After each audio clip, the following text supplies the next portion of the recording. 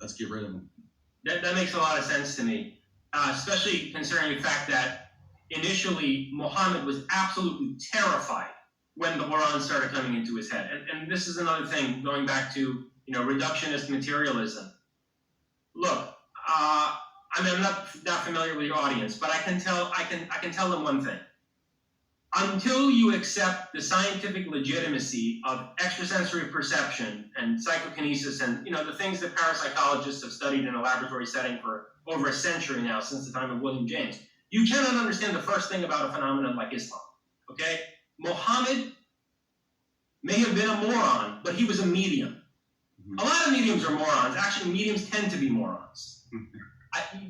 There's almost an inverse correlation between psychic ability and intelligence. Hello. Which makes a lot of sense, because psychic ability has to do with the subconscious. It's an irrational cognitive process.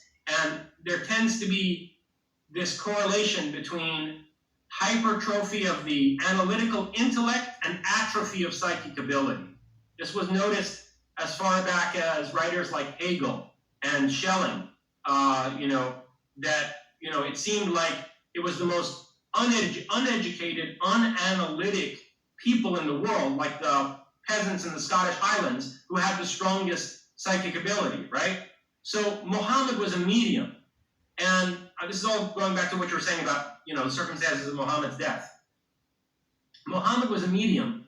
And when the Quran first came to him while he was hiking in these mountains outside of Mecca, the guy thought that he ran. First of all, he was terrified out of his wits in this cave when Gabriel comes up behind him and he starts hearing the verses of the Quran in his mind for the first time. As fast as he can. And the first thing he says to his wife is, listen, I'm either losing my